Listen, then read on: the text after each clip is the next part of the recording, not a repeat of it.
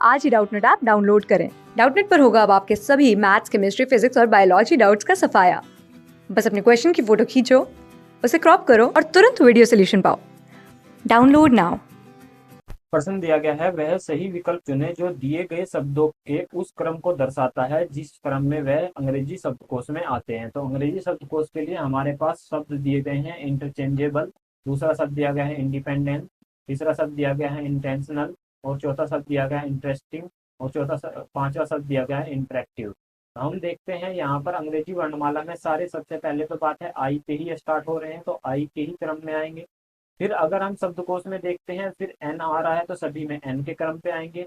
तो I N से तो कुछ स्टार्ट होगा ही नहीं, इसमें तो हम बता ही नहीं सकते कि क्या है।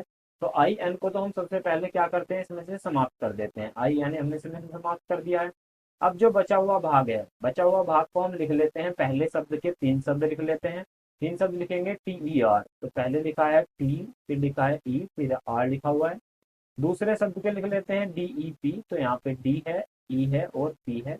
तीसरे शब्द के भी हम लिख लेते हैं टी ई एन, टी है, ई है और एन है। चौथे शब्द को लिखेंगे टी ई आर, चौथे को लिख सकते हैं हम टी ई आर, और पांचवे में भी आर है तो इसके अगला शब्द भी हम लिख सकते हैं, इसके आगे शब्द ई है। यानी हम पांचवें शब्द में देखते हैं तो टी ई आर ए आ गया। अब सबसे पहले शब्द को देखते हैं, तो पहले डी आता है या टी आता है, सबसे समझ में आ रहा है। तो सबसे पहले तो डी ही आएगा, और डी आएगा तो नंबर दो हमारा सबसे पहले आ जाएगा, यानी पहला ऑप्शन और चौथा ऑप्शन हमारा खत्म हो गया। इसके साथ साथ अगर डी खत्म हो गया तो हम इसको भी समाप्त कर सकते हैं कि यह तो आएगा नहीं है। अब बचा हुआ सभी में टी है, तो अगर सभी में बराबर है तो अभी भी हम नहीं बता सकते कौन सा पहला आएगा, तो हम टी को भी इसमें से खत्म कर देते हैं। टी हमने खत्म कर दिया है।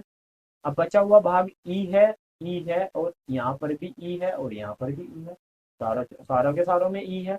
तो जहां पर भी ई है इसको भी हम खत्म कर देते हैं, ये भी ई खत्म कर देते हैं, ई खत्म कर देते हैं, ई खत्म कर देते हैं। यहाँ भी आर है, यहाँ भी आर है। तो ये जो भाग है हमारा आर वाला, आर के आगे क्या है, यहाँ पर आर के आगे अगर मैं पहले ऑप्शन में देखता हूँ तो सी मिलेगा मुझे। आर के आगे क्या है, सी है। इसके बाद हम देखते हैं एन है, तो सबसे पहले एन आता है या आर आता है, तो सबको पता है कि एन आता है, यानी दो के बाद हमारे पास आ जाएगा तीन। दो के बाद तीन आएगा।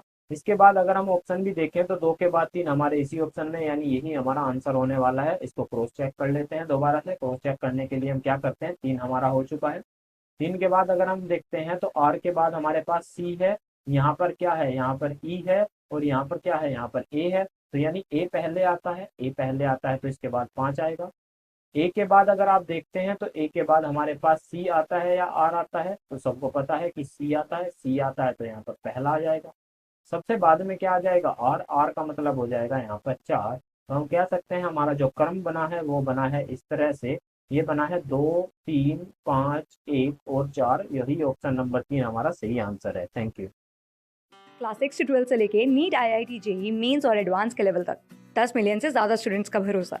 आज ही डाउनलोड करें डाउटनेट ऐप या व्हाट्सएप कीजिए अपने डाउट्स 8400 400 400 पर।